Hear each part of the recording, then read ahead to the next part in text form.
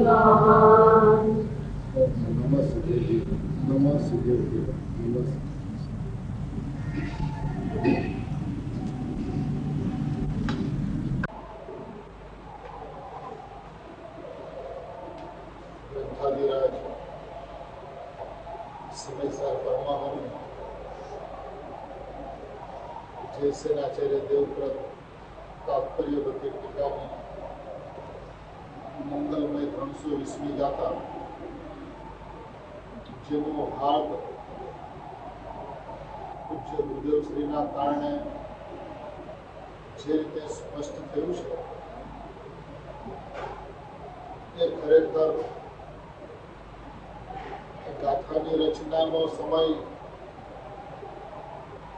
એ પણ જેમ એક ધન્ય ફળ છે તેમ આ ગાથાનું હાર્દ ખોલનાર ગુરુદેવની વાણીનો એ જે સમય જે છે એ પણ એક અત્યંત ધન્ય ફળ છે. જ્યારે સમસ્ત વિશ્વની અંદરમાં પદાર્થની સિદ્ધિ એટલે કે આત્મતત્વની સિદ્ધિની ચર્ચા નહોતી થતી ત્યારે ગુરુદેવે શરૂઆત તો પદાર્થની સિદ્ધિથી કરી, પરંતુ આવી પદાર્થની સિદ્ધિ અનાદિકાળની અંદરમાં અનંત વખત જીવે સાંભળી છે. હવે સાંભળીને એ પદાર્થની સિદ્ધિ સમજાય ત્યારે છે જ્યારે એના પ્રયોજનની સિદ્ધિ. પદાર્થ એટલે કે ગુણ પર્યાય સ્વરૂપ વસ્તુ છે એવું એને સમજાય ત્યારે કે જ્યારે એના પ્રયોજનની સિદ્ધિ થાય. કારણ કે પ્રયોજનની સિદ્ધિમાં જ પદાર્થની સિદ્ધિ સમાયેલી છે. પ્રયોજનની સિદ્ધિ વગર બુદ્ધિપૂર્વક પદાર્થની સિદ્ધિ અને જે સમજાણી છે એની કોઈ કિંમત નથી. પ્રયોજનની સિદ્ધિ માટેનો જે વિષય જે છે એ છે દ્રષ્ટિનો વિષય, એ જે છે અધ્યાત્મનો હાર્દ, એ જે છે પરમ પરિણામિક ભાવની ચર્ચા. એ વિષય જે રીતે 320મી ગાથામાં પૂજ્ય ગુરુદેવ શ્રીએ દીધો છે, ખરેખર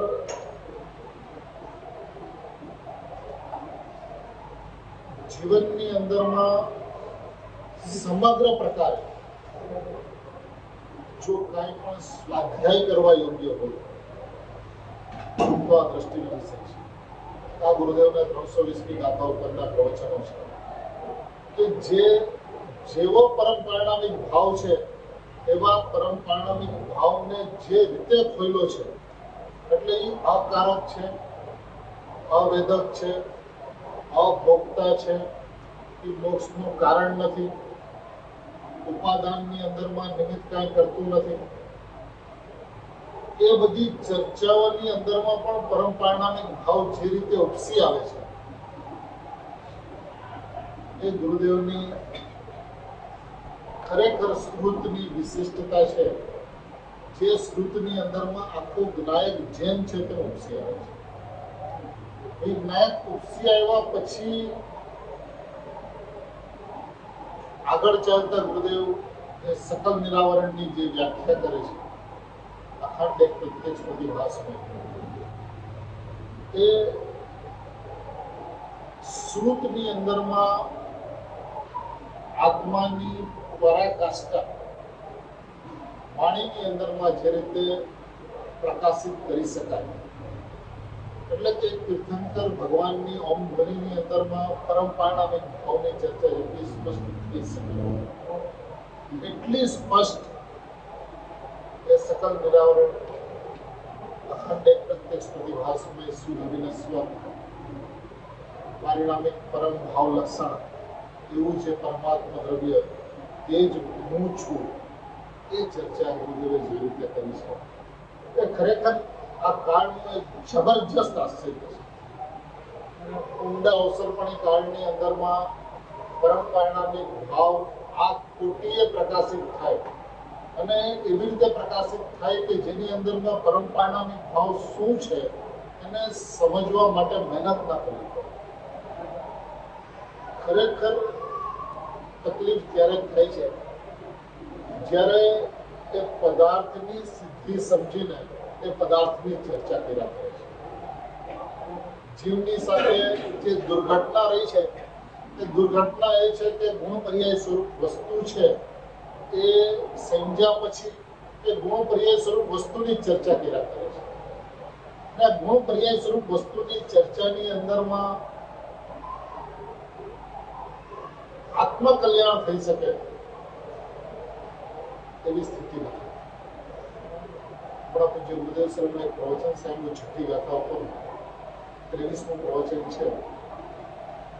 એની અંદરમાં ગુરુદેવ એમ કહે છે કે જે નાયકપણું છે એ તો નાયકપણું છે, એ કઈ જળપણું થયું નથી.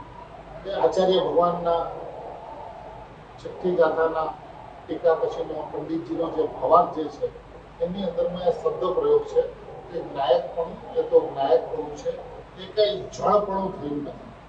હવે જળપણું કોને કીધું છે એ વાત વિચારવા જેવી છે.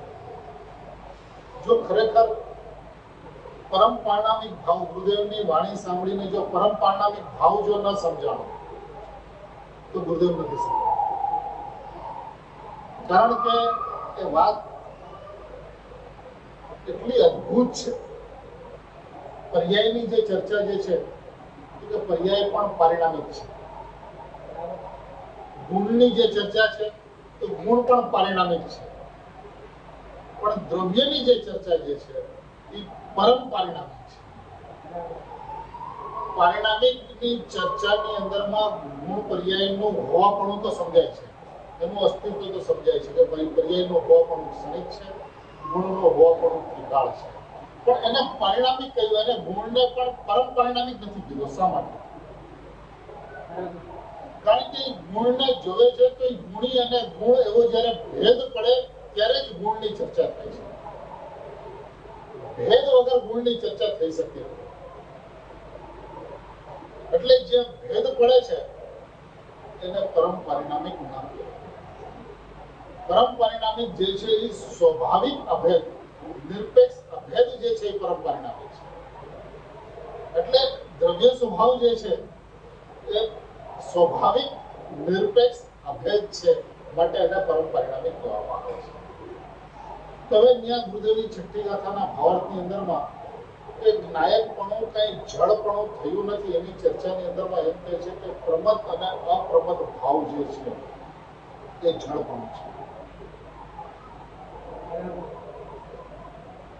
આખો વિચારવા યોગ્ય દ્રષ્ટિકોણ છે કે પ્રમદ અને અપ્રમદ એ જળપણું.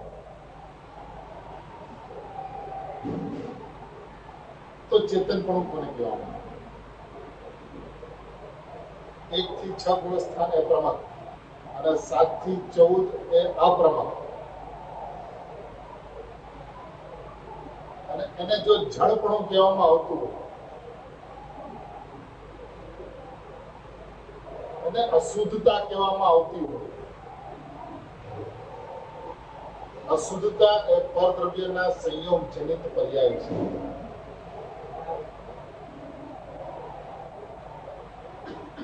ગુણસ્થાન, માર્ગણા સ્થાન, દ્રવ્ય પર્યાય, ગુણી ગુણ, આવી જ્યાં પણ પરિસ્થિતિ ઊભી થાય છે ત્યાં પરમ પરિણામિક ભાવ રહેતો નથી. અને જ્યાં પરમ પરિણામિક ભાવ રહેતો ન હોય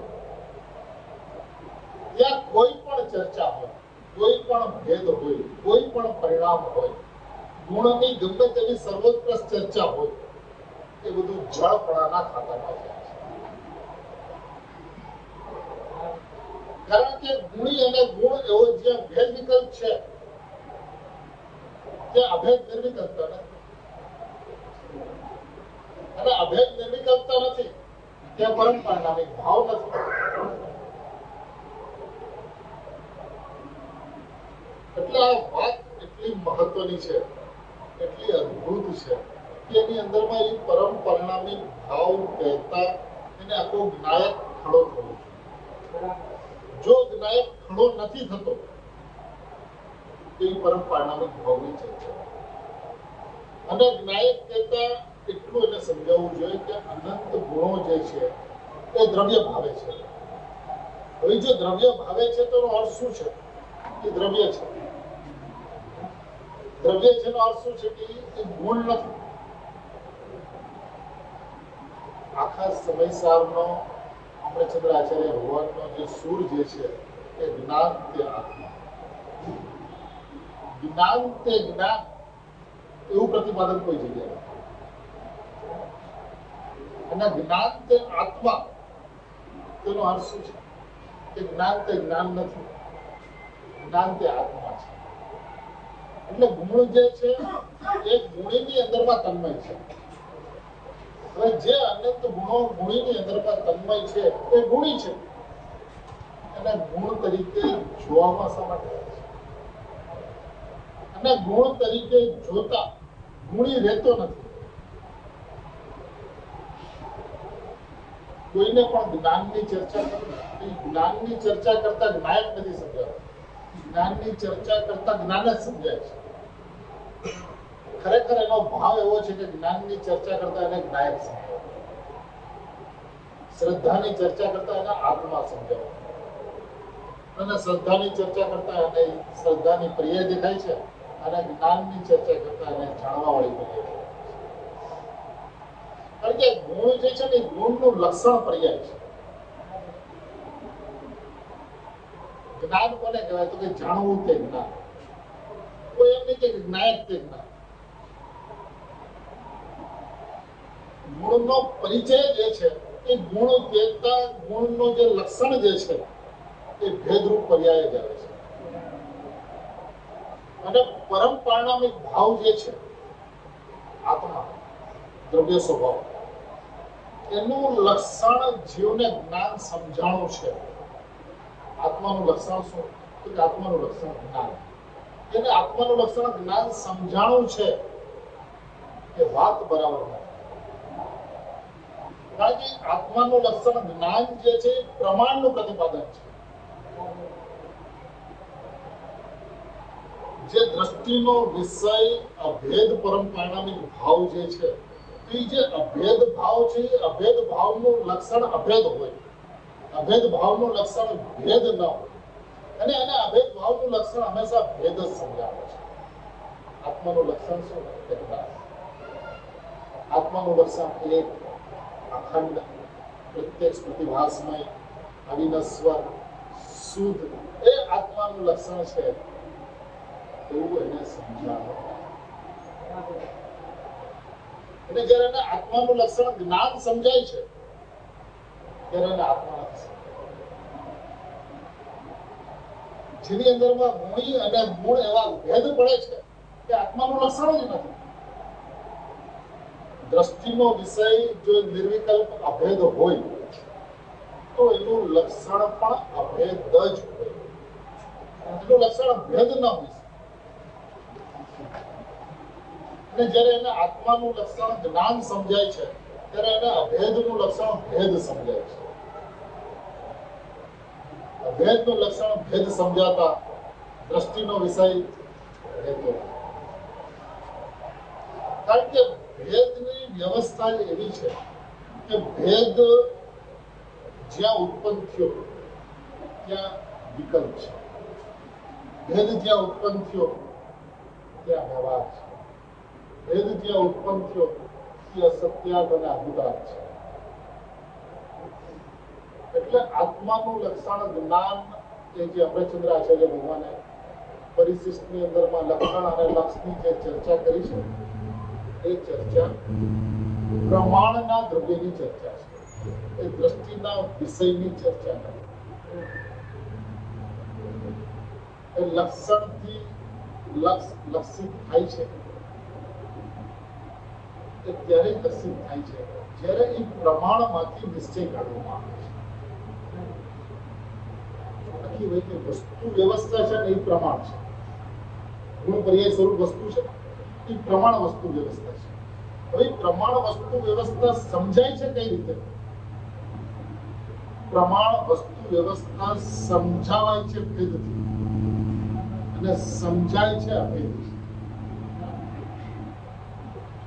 સમજાવવા માટે ભેદ છોડીને બીજો કોઈ ઉપાય નથી અને સમજવા માટે અભેદ છોડીને બીજો કોઈ માર્ગ નથી. ભેદથી અભેદ વસ્તુ સમજાતી નથી. અને જ્યારે અભેદ વસ્તુ જ્યારે સમજાય, દ્રવ્ય સ્વભાવ જ્યારે એને સમજાય, નાયક ભાવ એને સમજાય, ક્યારે સમજાય? કે એને વસ્તુની અંદરમાં ભેદ ના સમજાય. ભેદ ક્યારે ન સમજાય? તો તેનું જે સ્વાભાવિક નિરપેક્ષ અભેદપણું જે છે બસ એ માત્ર દ્રવ્ય છે. હવે એ માત્ર દ્રવ્ય છે એનો અર્થ શું છે કે એ છોડીને જે કાંઈ પણ છે એ પરદ્રવ્ય છે. એ છોડીને જે કાંઈ પણ છે એ જડ છે. એ નાયકપણું એ કઈ જડપણું થયું નથી નો અર્થ શું?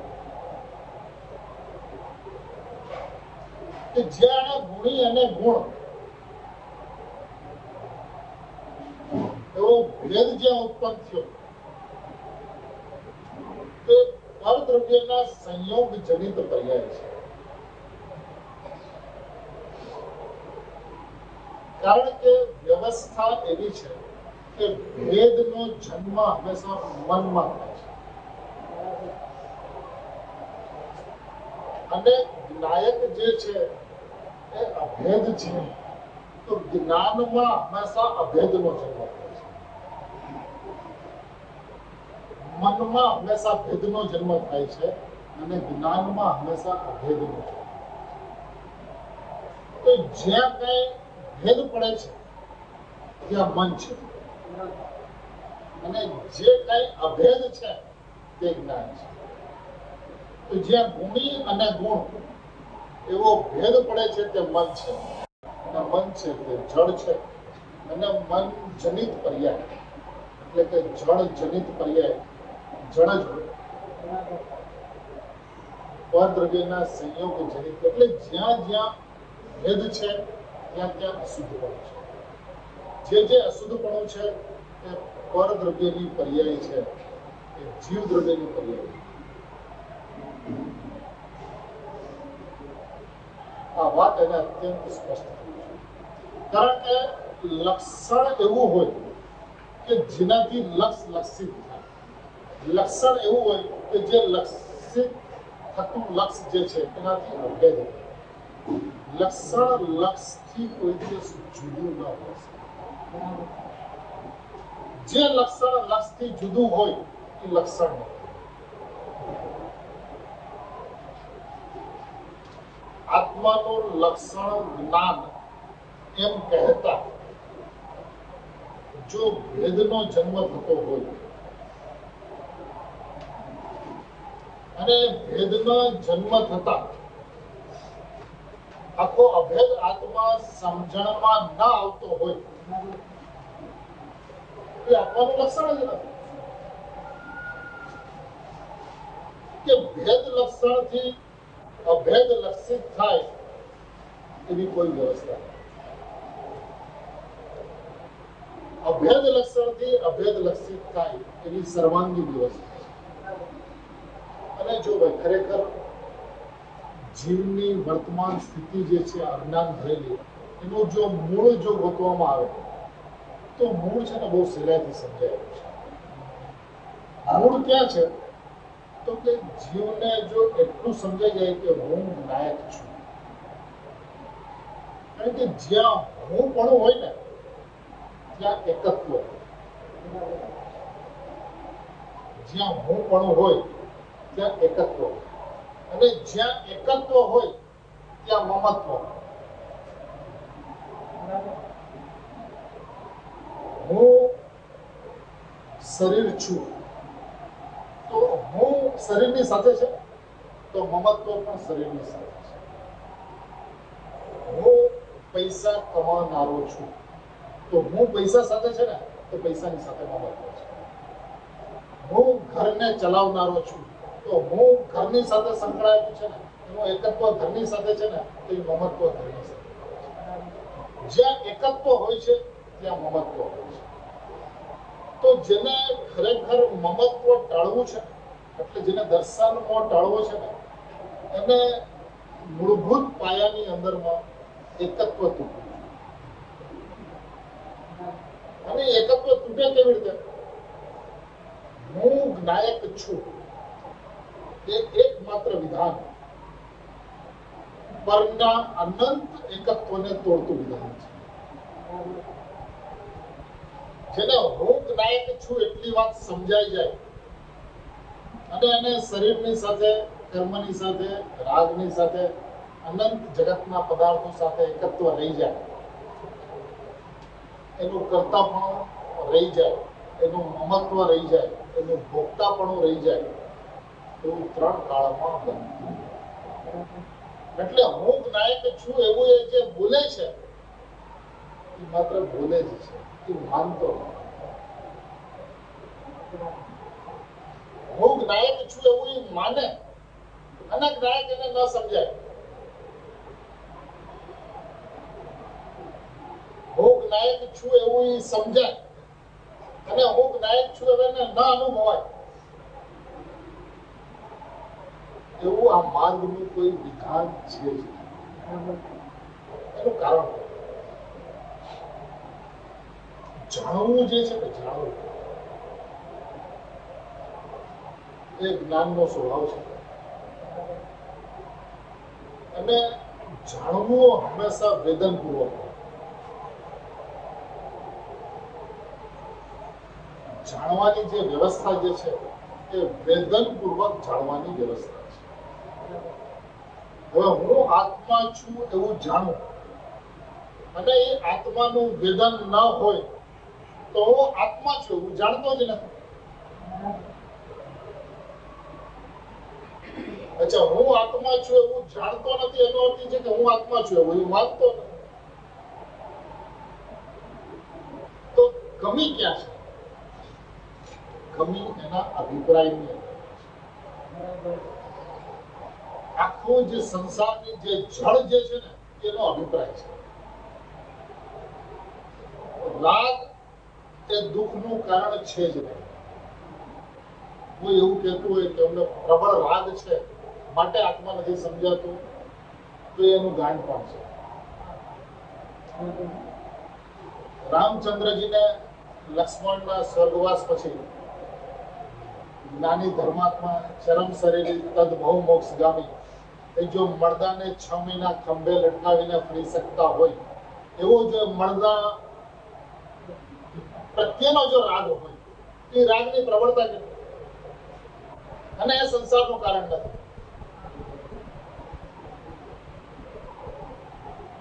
જીવોભાઈ છે ને એવી રીતે સમાધાન કરી લે છે કે વર્તમાનમાં અમારી અસ્થિરતા છે ને, અસ્થિરતા છે ને એટલે અમને આત્મા સમજાતો, પણ એ સમજણ એમની ભ્રાંતિ ભરેલી છે. કારણ કે અસ્થિરતા કોને હોય? તો કે જેને સ્થિરતા હોય ને એને અસ્થિરતા હોય. જ્ઞાનીઓને, મુનિ મહારાજોને પોતાના સ્વભાવની અંદરમાં સ્થિરતા છે. ભાઈ સ્થિરતા છે એટલે જયારે એમાં એકાગ્ર થઈને લીન નથી થઈ શકતા ત્યારે એને અસ્થિરતા છે એમ કહેવાય છે. તો અજ્ઞાનીના જ્ઞાનની અંદરમાં સ્થિરતા નથી, તો અસ્થિરતાનો પ્રશ્ન ક્યાં છે? એને તો જે કાંઈ પણ છે એ ઊંધાય છે, અસ્થિરતા નથી. અને ઊંધાય એકમાત્ર પોતાના સ્વભાવના જોરે, સ્વભાવના અભિપ્રાય, સ્વભાવની સમજણે દૂર કરે છે. એટલે એ અસ્થિરતાને આગળ કરીને એ પોતાને છેતરે છે. કારણ કે જ્ઞાની પુરુષ એમ કહે છે, ગુરુદેવ એમ કહેતા કે અમને આ સમજાવવાનો વિકલ્પ આવે છે ને એ અમારી નબળાઈ છે. પણ નબળાઈ કોને છે? જેને સ્વભાવની સબળાઈ છે અને નબળાઈ છે. જેને સબળાઈ નથી અને નબળાઈ છે, સબળાઈની અપેક્ષા નબળાઈ છે ને, નબળાઈની અપેક્ષા સબળાઈ છે. પણ જેના ઊંધાય છે ને, સબળાઈ કે નબળાઈ બેમાંથી કોઈનો પ્રશ્ન નથી. એટલે વાત એટલી છે કે હું નાયક છું એવું અને જે સમજવાનું જે છે એ અભિપ્રાયથી સમજવાનું છે. અને જ્યારે એ અભિપ્રાયથી સમજે છે ત્યારે એને પર પદાર્થની અંદરમાં એકત્વ તૂટતા વિના રહેતું. કારણ કે સંસાર અને મોક્ષ એ બંનેનો મૂળ જો જોવામાં આવે તો અભિપ્રાય છે. અભિપ્રાય સંસાર છે, અભિપ્રાય મોક્ષ. અને અભિપ્રાય જો વ્યક્તિનો હોય, વ્યક્તિ એટલે પ્રગટ પર્યાયનો જો અભિપ્રાય હોય તો એ પર્યાય બુદ્ધિ છે. અભિપ્રાય જો શક્તિનો હોય તો એ પણ પર્યાય બુદ્ધિ છે. અભિપ્રાય જો શક્તિવાનનો હોય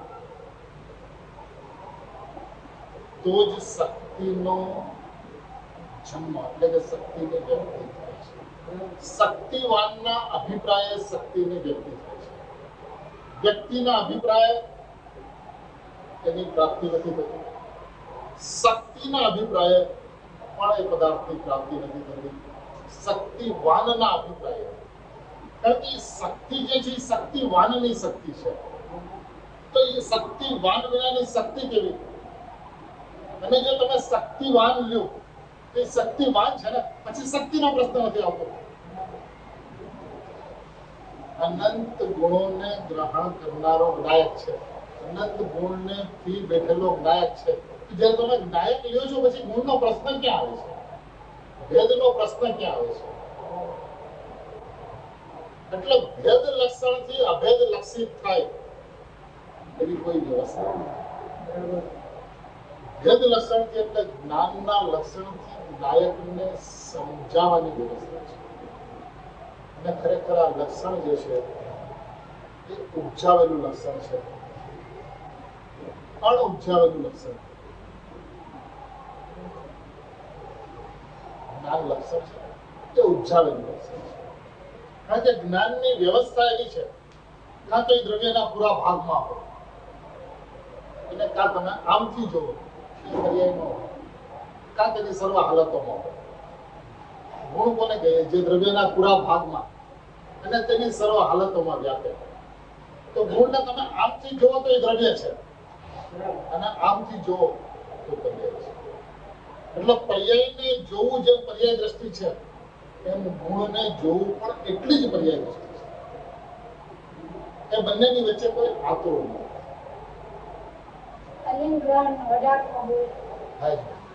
બરાબર, એવું છે. એની વ્યવસ્થા આખી એવી છે. કારણ કે જ્યારે ગુણને ગુણીથી જ્યારે જોવે છે ત્યારે એના ગુણી જ દેખાય છે, ગુણ દેખાતા જ નથી. અને ગુણને જોવે છે તો પર્યાય જ દેખાય છે, ગુણી દેખાતો નથી.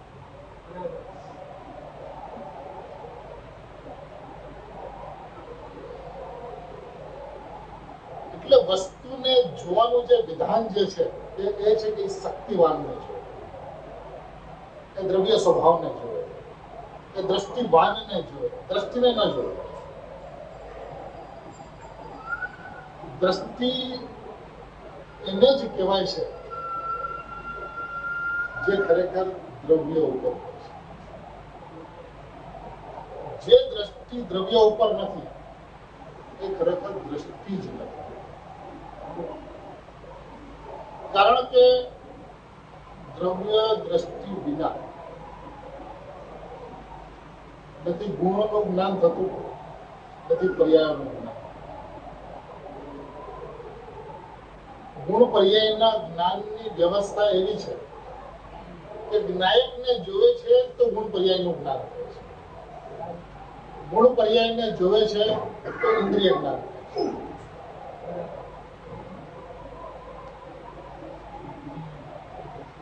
ચાહે ગુણને જોવે તો વિકલ્પ ઉત્પન્ન થશે, ચાહે પર્યાયને જોવે તો વિકલ્પ ઉત્પન્ન થશે. અને જે વિકલ્પ ઉત્પન્ન થશે એ ઇન્દ્રિય જ્ઞાન છે. એટલે જો આત્માથીને સંબંધ જો અતિન્દ્રિય જ્ઞાન સાથે હોય તો ખરેખર એ જ્ઞાન સ્વભાવથી અતિન્દ્રિય છે. જે જ્ઞાન સ્વભાવથી અતિન્દ્રિય છે એ જ્ઞાન સ્વભાવથી અભેદગ્રાહ્ય છે. જે જ્ઞાન સ્વભાવથી અભેદગ્રાહ્ય છે એ અભેદગ્રાહ્ય જ્ઞાનની અંદરમાં જ્ઞાયકની અનુભૂતિ હોય છે. જ્ઞાયકની અનુભૂતિ કરવાની નથી, અને એનો અનાદિકાળથી પ્રયત્ન જ્ઞાયકની અનુભૂતિ કરવાનો હોય છે. આત્માર્થીને હંમેશા એક પ્રશ્ન રહ્યો છે કે અનુભવ કરવો. સમ્યક દર્શન એ અમારા જીવનનું લક્ષ્ય છે. જેનું લક્ષ્ય સમ્યક દર્શન છે એ સદાય મિથ્યા દ્રષ્ટિ. કારણ કે સમ્યક દ્રષ્ટિનો અર્થ શું? સમ્યક દર્શન. સમ્યક દર્શનનો અર્થ શું? સાચું દર્શન, સાચું દેખવું. સમ્યક જ્ઞાનનો અર્થ શું? સાચું જાણવું. એ સાચું જાણવું ક્યારે કહેવાય? એ જાણવું જેનું છે એને જાણે તો જાણવું કહેવાય. સાચું દેખવું, એ દેખવું જેનું છે એને જોવે તો દેખવું કહેવાય. જે છે એને જોવે જ નહીં, જે છે એને જાણે જ નહીં, જે છે એને દેખે જ નહીં, તે કોનું જાણવું ને કોનું દેખવું? જગતને એવું લાગે છે કે સમ્યક દર્શનની અંદરમાં અનંત પુરુષાર્થ છે, પણ એ એની ભ્રાંતિ છે. સાચું જાણવાની અંદરમાં, સાચું દેખવાની અંદરમાં પુરુષાર્થ થતો. આપણે સૌએ ગુરુદેવનું એ વાક્ય સાંભળ્યું છે કે તું પરમાત્મા છો એમ નક્કી કર, તું પરમાત્મા છો એમ નિર્ણય કર, તું પરમાત્મા છો એમ અનુભવ કર. હવે પરમાત્મા છો એમ નક્કી કર એ ખરેખર નક્કી જ્ઞાનમાં થાય છે. તું પરમાત્મા છો એમ નિર્ણય કર તો નિર્ણય શ્રદ્ધાની અંદરમાં થાય છે.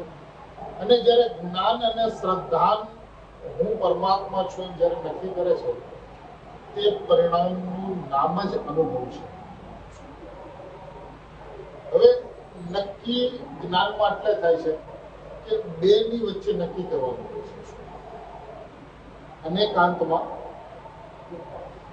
સમ્યક એકાંત. વસ્તુ વ્યવસ્થા અનેકાંતની છે અને અનેકાંતમાંથી સમ્યક એકાંત જ્યારે જ્ઞાનની અંદરમાં ઉત્પન્ન થાય છે ત્યારે એ સંગીત એકાંતને શ્રદ્ધા નિર્ણિત કરે છે, નિશ્ચિત કરે છે કે આમ જ છે. તો જ્ઞાન અને શ્રદ્ધા એ એવી એક વ્યવસ્થા છે કે બંનેની અંદરમાં એકાંત જ હોય છે. હમણાં એક ચર્ચા રાજકોટની અંદરમાં એવી ચાલી કે શ્રદ્ધાની અપેક્ષાએ જોઈએ, દ્રવ્ય દ્રષ્ટિની અપેક્ષાએ જોઈએ તો ખરેખર આત્માની અંદરમાં એકાંત છે. તો મેં પ્રશ્ન એમ કર્યો કે જો દ્રષ્ટિની અપેક્ષા એકાંત હોય અને જ્ઞાનની અપેક્ષાએ અનેકાંત હોય તો એનો અર્થ એમ થાય કે શ્રદ્ધાની અંદરમાં એક જ્ઞાન હોય અને જ્ઞાનની અંદરમાં બે પણ હોય તો અનુભૂતિ થશે. શ્રદ્ધામાં એકાંત હોય અને જ્ઞાનમાં અનેકાંત હોય. એ શ્રદ્ધામાં પણ એકાંત અને જ્ઞાનમાં પણ એકાંત, એવી જ્ઞાન શ્રદ્ધાની મૈત્રી છે. એકમાં એક પણ, એકમાં બે પણ, એવી જ્ઞાન શ્રદ્ધાની મૈત્રી છે કે જ્ઞાનમાં પણ જ્ઞાયક હોય અને શ્રદ્ધામાં પણ જ્ઞાયક હોય ત્યારે અનુભૂતિ થાય છે. એટલે ભાઈ છે ને આ જે પ્રતિપાદનની અંદરમાં દ્રષ્ટિ અપેક્ષાએ આમ ને જ્ઞાન અપેક્ષાએ આમ, એ છે ને અપેક્ષાઓ ખરેખર વસ્તુને સમજાવવા માટે છે. અપેક્ષાઓ બરાબર નથી એમ નથી. અપેક્ષા તો જે અપેક્ષા એ અપેક્ષા છે, અપેક્ષા એ અપેક્ષા સાચી છે. પણ જે અપેક્ષા તમને દ્રવ્ય સ્વભાવ તરફ ન લઈ જાય, જે અપેક્ષા તમને નિરપેક્ષ ભાવને ન બતાવે, એ અપેક્ષા ચર્ચવા જેવી નથી. કારણ કે એ અપેક્ષાની વાત હજી એનાથી જે થોડું આગળ નીચે છે એને ઉપર લાવવા માટે એ અપેક્ષાની વાત બરાબર છે. જે એમ સમજે છે કે રાગ જીવમાં થાય છે અને રાગ જીવનો છે, એને એમ કહેવાય કે ભાઈ રાગ જીવમાં નથી થતો, જ્ઞાન જીવમાં થાય છે. રાગ એ જીવનું લક્ષણ નથી, જ્ઞાન એ જીવનું લક્ષણ છે. તો રાગ નથી એ બતાવવા માટે જ્ઞાન છે. પણ જેને એમ સમજાવવાનું છે કે રાગ જીવનું લક્ષણ નથી અને જ્ઞાન જીવનું લક્ષણ છે, એવું અસ્તિ નાસ્તિ અનેકાંત જેને સમજાઈ ગયું છે એને શું કરવાનું?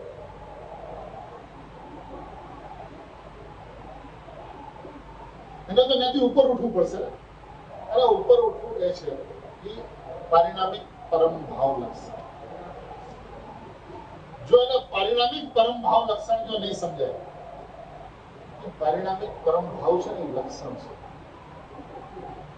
જ્ઞાન છે ને એ લક્ષણ નથી. જ્ઞાન છે લક્ષણ છે, એ પ્રમાણ લક્ષણ છે, દ્રવ્ય દ્રષ્ટિનું લક્ષણ નથી.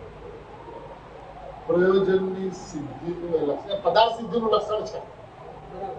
આત્માનું લક્ષણ જ્ઞાન જે છે પદાર્થ સિદ્ધિનું લક્ષણ છે. પણ પ્રયોજન સિદ્ધિ તો એની અંદરમાં થાય છે જ્યારે એનો પારિણામિક પરમ ભાવ લક્ષણ.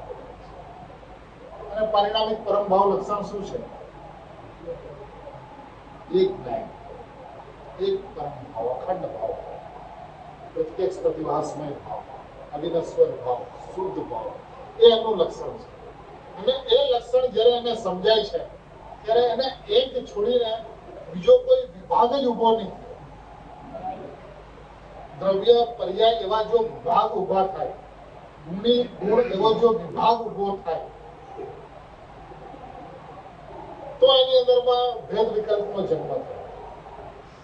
પણ હું એક છું તો એની અંદરમાં કયો ભેદ ઉત્પન્ન થશે?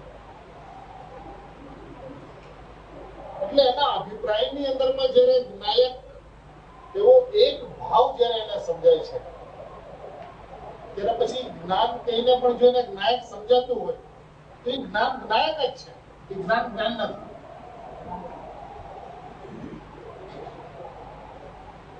રાગ અને જ્ઞાન જુદા છે એવા ગુરુદેવના વચનોની અંદરમાં રાગ કહેતા સમસ્ત પર પરિણામ અને જ્ઞાન કહેતા જ્ઞાયક માત્ર એવું સોગાનીજીને સમજાતું હોય તો સમય કશે કેમ ન?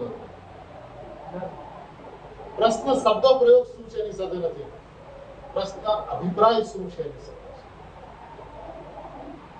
અને વર્તમાનની અંદરમાં જો કાંઈ પણ કમી હોય, ખામી હોય તો એ અભિપ્રાયની એના અભિપ્રાય નથી સમજાણો કે અભિપ્રાય કોને કહેવાય. અભિપ્રાયની અંદરમાં એને બે વિભાગ રહ્યા છે.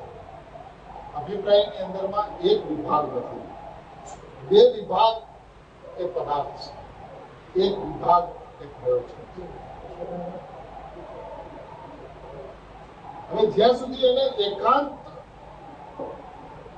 પોતાનો એકમાત્ર નાયક ભાવ એવું એકત્વ એની સાથે ન સમજાતું કે કોઈ પણ ભેદની અંદરમાં ઉભા રહેવા માટે તૈયાર ન હોય એનું આમાં કારણ છે. કારણ કે અહીંયા એક ઘા અને બે કટકાનો માર્ગ છે. ગુરુદેવ હંમેશા કહેતા કે જે મ્યાનમાં લઈને ફરે એની તલવાર નથી. જે મ્યાનમાંથી તલવાર કાઢે અને તલવાર ઉગામે અને ઉગામીને બે કટકા તરીકે એની તલવાર છે. જો મ્યાનમાંથી તલવાર કાઢે નહીં તો એની તલવાર, મ્યાનમાંથી તલવાર કાઢે અને તલવાર ઉગામે નહીં તો એની તલવાર, અને તલવાર ઉગામે અને જો બે કટકા થાય નહીં તો એની તલવાર. જ્ઞાન અને તલવાર, દ્રવ્ય અને તલવાર. બસ જેમ જ્ઞાન અને તલવાર છે એમ દ્રવ્ય અને પર્યાય છે. પ્રમાણ છે. ભાઈ પ્રમાણમાંથી એને નિશ્ચય કાઢવાનો છે. જે પ્રમાણમાંથી નિશ્ચયને કાઢતો નથી એ નિશ્ચય નયના પક્ષમાં હોતો. જે નિશ્ચય નયના પક્ષમાં આવતો નથી એની તલવાર ઉગામાતી. એ તલવાર ઉગામે અને એનો પ્રહાર કરે. પ્રમાણમાંથી નિશ્ચયને કાઢે અને એકલું એકાંત નિશ્ચય છોડીને બીજી કોઈ વાત ન કરે અને તલવાર ઉગાય છે. અને જે તલવાર ઉગાયની છે એટલે કે હું નાયક છું એવો એને જે નિશ્ચય એને જે થયો છે એ નિશ્ચયના વિકલ્પની અંદરમાં પણ એને થાક કે જો હું નાયક છું તો નાયકનો વિકલ્પ શા માટે?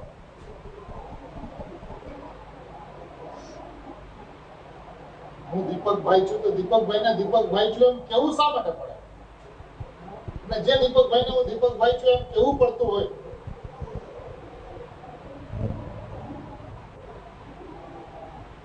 અને જગત ગાંડું કે છે. એટલે તમે દિવસમાં 100 વખત કહો હું દીપકભાઈ છું, હું મહેન્દ્રભાઈ છું, હું વિશાલ છું, તો કે છે ગાંડો થઈ ગયો છે.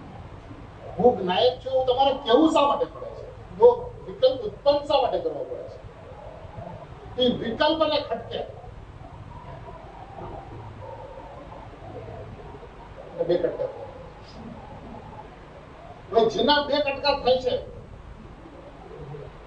દ્રવ્ય અને પર્યાય, એવા જેને બે કટકા થાય છે એને દ્રવ્ય અને પર્યાયનું અનુસંધાન. વ્યવસ્થા એવી છે. જો આ ભાઈ જગતની અંદરમાં છે ને આ વ્યવસ્થાનો આપણે દિન પ્રતિદિન ઉપયોગ કરીએ છીએ, પણ જ્યારે અધ્યાત્મના ક્ષેત્રમાં આવીએ છીએ ત્યારે આ દ્રષ્ટિકોણને આપણું સંકુચિત. કેવી રીતે દાખલો લઈએ કે એક શર્ટનું કપડું લીધું અને ગયા દરજી પાસે, દરજીએ માપ લીધું અને માપ લઈને કાતર ચલાવવા માંડ્યો તો તમે કહો ભાઈ ઉભો રહે જીતભાઈ કપડું કાપતો નહીં. તો ભાઈ હું કાપું છું, તમે ચિંતા નહીં કરો, તમારે જેવું શર્ટ જોઈએ છે એવું શર્ટ હું તૈયાર કરી દઉં, પણ તમારા કપડા ઉપર કાતર નહીં ચલાવો. તો ભાઈ હાલે તમારું કપડું તમે કરી જાઓ. જો કપડા પર હું કાતર નહીં ચલાવું તો તમારા માપનું શર્ટ સીવાશે. કાતર પર ચલાવીશ અને સીવાશે એવી રીતે કે જેની અંદરમાં શાંત તમને દેખાશે. શાંત હશે ખરી પણ દેખાશે.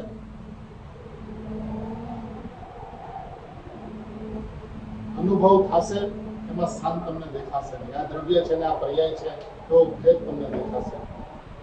પણ ભેદ છે ખરો, ભેદ જ નથી એમ નથી. તો જેને કપાય છે એને જોડાય છે.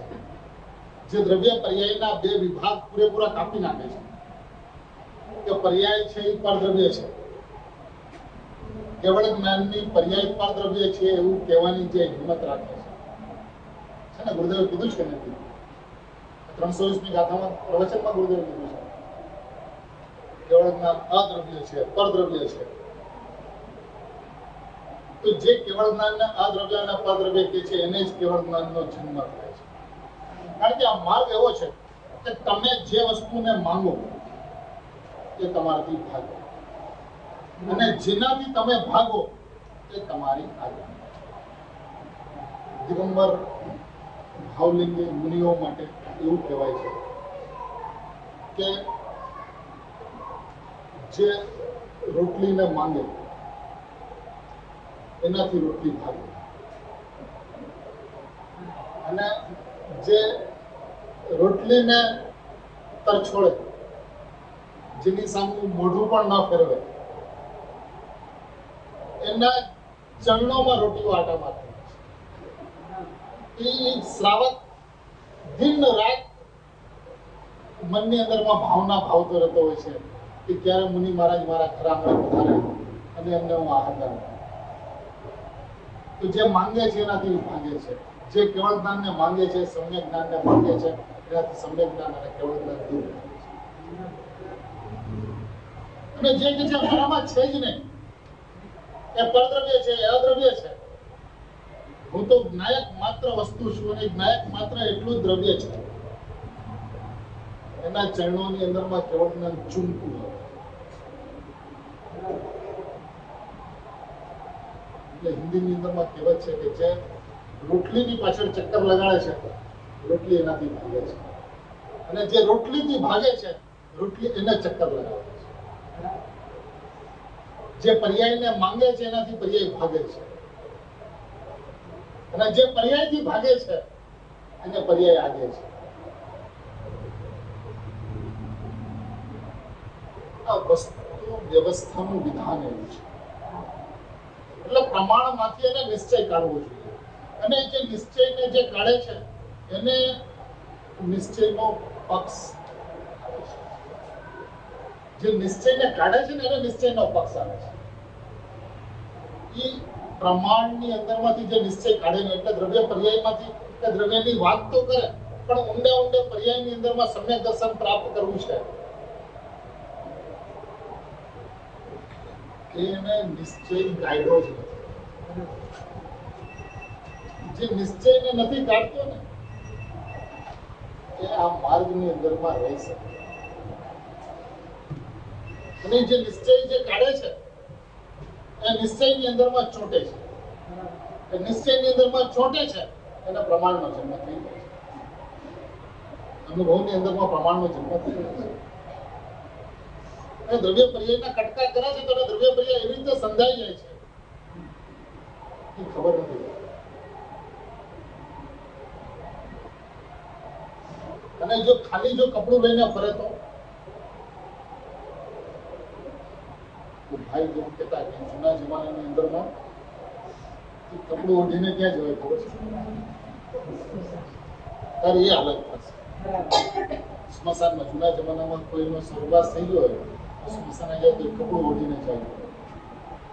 કપડું લઈને ફરતો સ્મશાન એટલે સમય સમયે ભાવ મરણ તારું થતું રહેશે. તું આખી વસ્તુ લઈને કરીશ શું? દ્રવ્ય પર્યાય સ્વરૂપ આખી વસ્તુ, આખું કપડું એ કોઈ કામમાં નહીં આવે. એક જ કામમાં આવશે.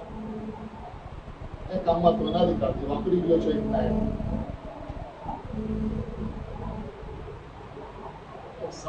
ભયંકર ભાવ મરણ કા અહો રાજી. ક્ષણ ભયંકર ભાવ મરણ છે. હવે એને સમજાતું જ નથી કે દ્રવ્ય પર્યાયની ચર્ચામાં એનું ક્ષણ ક્ષણ ભયંકર ભાવ મરણ.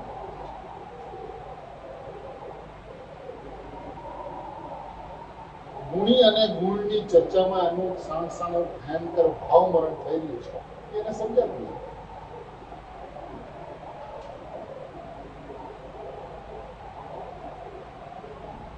એટલે આ માર્ગની અંદરમાં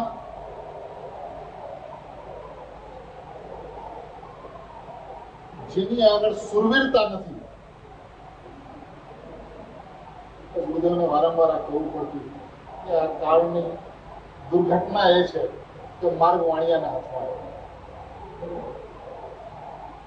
કે અત્યારે જે માનનારો મોટો સમુદાય છે બધા વાણિયા છે, અને વાણિયા જો વાણિયાગીરી ન કરે તો એ વાણિયા ન કહેવાય.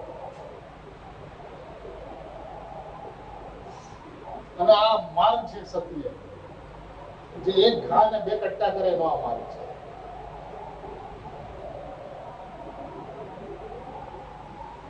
એટલે જેની પાસે ક્ષત્રિય એટલે ક્ષત્રિયનું વીર્ય, એમાં જાતિની વાત નથી, એની પાસે વીર્ય હોવું જોઈએ. ક્ષત્રિય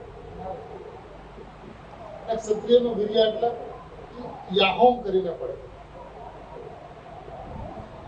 હંમેશા વીર્યવાન જે હોય તે કોઈ ચીજની પરવા ના, ને જો પરવા કરે તો એ વીર્યવાન નથી. અને આને હંમેશા આ ક્ષેત્રની અંદરમાં નાયકની વાત સમ્યક દર્શન કરવા માટે આને નાયકની ચર્ચા એટલે વીર્યવાન નથી. જે એક હેતુએ એક પ્રવૃત્તિ કરે છે એને ઈમાનદારી પૂર્વક એમાં અહમ થઈ શકે. કારણ કે હું પણ જે છે ને એ ઈમાનદારી પૂર્વક કરું. એની અંદરમાં સેકન્ડ ઓપિનિયન ન હોય છે કે હું પણ નાયકની અંદરમાં એટલે કરવાનું છે કે સમય દર્શનનો જન્મ. તેનો અર્થ એ છે કે તમારું હું પણ પર્યાયની અંદરમાં છે, નાયકની અંદરમાં નથી.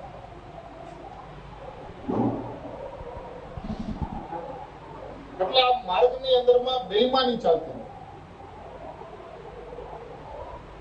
એટલે એને જે કંઈ પણ કમી છે એ અભિપ્રાયની કમી છે, માન્યતાની કમી છે, અભિપ્રાયની કમી છે, સમજણની કમી. કારણ કે આ માર્ગ સમજણનો છે. આ માર્ગની અંદરમાં કાંઈ પણ કરવાની વ્યવસ્થા નથી.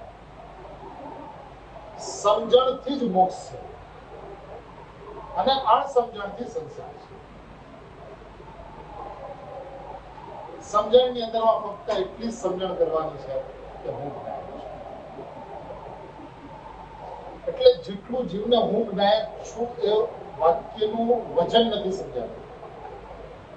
જો એ વાક્યનું જો વજન સમજાય ને તો હમણાં સમય આ ક્ષણે બેઠા સમય થશે. જેને હું જ્ઞાયકની સાથે લગાડ્યું એનું અહમ 100% જ્ઞાયકને સમર્પિત થાય છે. અને 100% જ્ઞાયકને અહમ સમર્પિત થવું એનું નામ જ સમય છે. એ કરવાની વ્યવસ્થા નથી, એ ઉત્પન્ન થતી વ્યવસ્થા છે. હોવાપણાના સ્વીકારમાં જ્ઞાયક પ્રત્યે ઉપયોગનું વર્તુળ ઉત્પન્ન થવું એ પર્યાય સ્વભાવની વ્યવસ્થા છે. એટલે એને એટલું સમજાય કે પરિણામની અંદરમાં મોક્ષ થાય છે. એ મોક્ષનું કારણ આત્મા નથી, એટલું જેને સમજાય એને અકારણ પરમ પારણાનો ભાવ સમજાયા વિના પણ એનો તો સમજાય છે કે પર્યાયની અંદરમાં દ્રવ્યનું લક્ષ કરતા પર્યાયની અંદરમાં સમ્યક દર્શન થાય છે. હવે આ મૂળભૂત માન્યતા એના જડમૂળ પાયામાંથી ઉખડતી કે પર્યાય જ્યારે દ્રવ્યનું લક્ષ કરે છે ત્યારે પરિણામની અંદરમાં સમ્યક દર્શનનો જન્મ થાય છે. આ વાત પર્યાય જ્યારે એમ કહે છે કે હું દ્રવ્ય છું ત્યારે સમ્યક દર્શનનો જન્મ થાય છે. હવે એ પર્યાય જ્યારે એમ કહે કે હું દ્રવ્ય છું, હું નાયક છું, એનું નામ સમ્યક દર્શન છે. એનું નામ પર્યાયની દ્રવ્યની અંદરમાં સમર્પણતા છે. એનું નામ પર્યાયનું દ્રવ્યમાં લક્ષ કરવું તે છે. અને આખી ચર્ચા અનુભવમાંથી બહાર આવ્યા પછી છે. એટલે આ જે શબ્દો પ્રયોગ છે ને કે પર્યાય દ્રવ્યનું લક્ષ કરે છે ત્યારે સમ્યક દર્શન થાય છે, એ વાત તો સાધકની છે. સાધક એવો અનુભવ કરીને પછી વાત કરે છે. હવે જે સાધકની વાત જે છે એ અજ્ઞાની પોતાના માટે ફિટ સમજી લે છે. સાધકને સાધના માટેનું વિધાન જે છે ત્યારે એ વિધાનનું એનું જે પ્રતિપાદન જે હોય છે એ એની પોતાની ભૂમિકા ઉપરથી હોય છે. અને અજ્ઞાનીનું વિધાન જે છે એ સાધકની ભાષાની અંદરમાં ન હોવું જોઈએ. કારણ કે જે પર્યાય એમ કહે છે કે હું દ્રવ્ય છું, એ પર્યાય ક્યાં છે? એ તો દ્રવ્ય છે. હવે એ દ્રવ્ય છે તો એનો અર્થ શું છે? કે એ પર્યાય નથી. પર્યાય નથી એનો અર્થ શું છે? અનુભવ થઈ જાય તો એ પર્યાય દ્રવ્યનું લક્ષ કહેવાય છે. લક્ષનો અર્થ અહમ છે. લક્ષનો અર્થ હું પણ છે. લક્ષનો અર્થ સમર્પણતા છે. લક્ષનો અર્થ સર્વ સમર્પણતા છે. લક્ષ તો અર્થ ક્યાંય દ્રષ્ટિ કરવી એનું નામ લક્ષ નથી. તો અમૂર્તિક પદાર્થ છે, અમૂર્તિક પર્યાય છે, અમૂર્તિક દ્રવ્ય છે. તો અમૂર્તિક પ્રત્યે લક્ષ કેવી રીતે? એ અહમનું નામ લક્ષ. અને એને હું નાયક છું એવું સમજાય તો એની અંદરમાં એ નાયકની અંદરમાં પર્યાયનો સર્વતા અભાવ જોવે છે. 100% અભાવ. જ્યારે એ કહે છે કે કેવળ જ્ઞાન છે એ પરદ્રવ્ય છે, ત્યારે એ કહે છે કે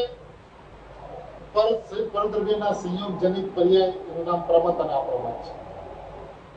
એ વાત આવે છે કે પ્રમત અને અપ્રમત ના ભેદ કે પરદ્રવ્યના સંયોગ જનિત પર્યાય છે એમ કહેનાર ક્યાંથી વાત કરે છે?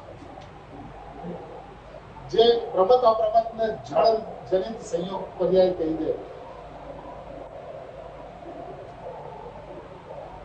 તો વાત શું છે? ચર્ચા શું છે? અને આવું અદભુત દ્રષ્ટિકોણ ગુરુદેવ પાસેથી આપણને મળ્યો છે. અને એ દ્રષ્ટિકોણની અંદરમાં જો નાયક ન સમજાય તો ગુરુદેવ ન સમજાય. શું છે ભાઈ, કાલે ગુરુદેવનો સમાધિ દિવસ આવશે. આવતીકાલે થોડી ગુરુદેવના પ્રસંગોને આપણે યાદ કરી લેશું, ગુરુદેવના ઉપકાર ગાઈ લેશું, ગુરુદેવની સ્તુતિ બોલી લેશું અને વાત પૂરી થઈ જશે. દિવસ આ ગુરુદેવને યાદ કરવાનું કોઈ વિધાન. ગુરુદેવ જે નાયક ગુરુદેવ છે એ ગુરુદેવને સમજવા પડશે. અને નાયક ગુરુદેવ ત્યાં સુધી નહીં સમજાય જ્યાં સુધી પોતાનો નાયક નહીં. ગુરુદેવને ગુરુદેવ તરીકે સમજવા માટે પણ પોતાના આત્માને સમજવા આવશ્યક છે. ભાઈ, કેમ કે ગુરુદેવના સંતાન તો ક્યારે કહેવાય કે જ્યારે જેવું ગુરુદેવે કર્યું, જ્યાં ગુરુદેવે કદમ મૂક્યા એ પગદંડી ઉપર પોતાનો પગ, અને જે પગદંડી ઉપર જો પોતાનો કદમ મૂકતો નથી, પગ મૂકતો નથી, એ ગુરુદેવનું સંતાન. એ ગુરુદેવ ભગવાન આત્મા કે અને એનો ભગવાન આત્મા ખડો ન થાય પણ ગુરુદેવને માન્યા નથી.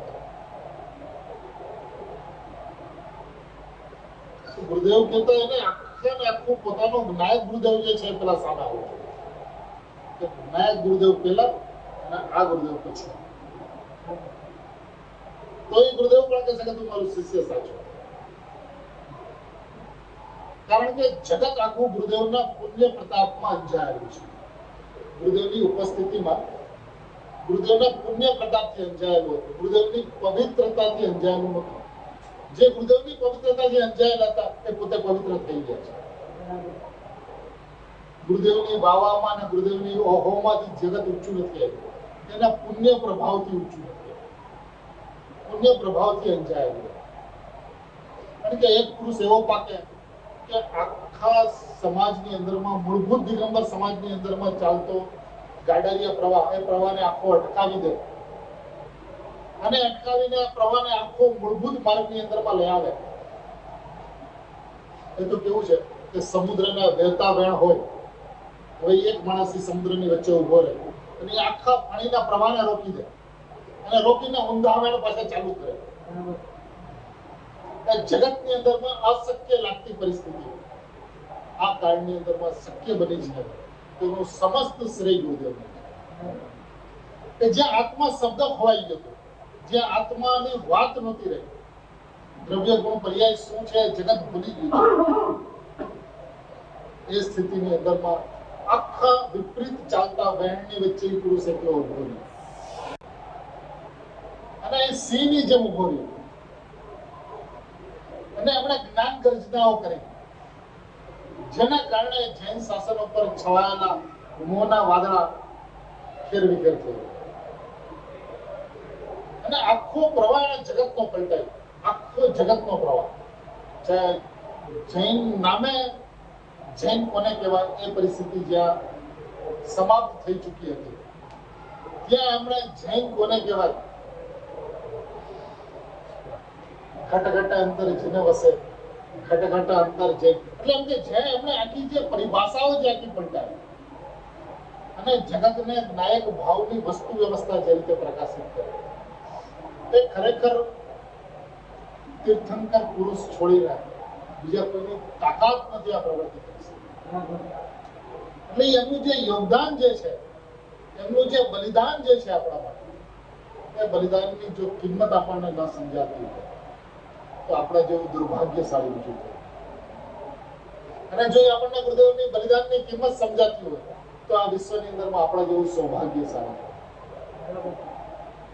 તેના માટે સાચા અર્થમાં ગુરુદેવના જીવનનું જે હાર્દ જે છે, 45 વર્ષના એમના ઉપદેશની જે ચરમ સીમાએ થયેલી ચર્ચાઓ જે છે, જેમાં આ 320મી ગાથા છે, એના હાર્દને સમજશું તો ગુરુદેવ સમજાશે. ગુરુદેવ સાચા અર્થમાં જેમ છે તેમ પોતાના નાયક ગુરુદેવને સમજાતા સમજાય એવી મંગલ ભૂમિ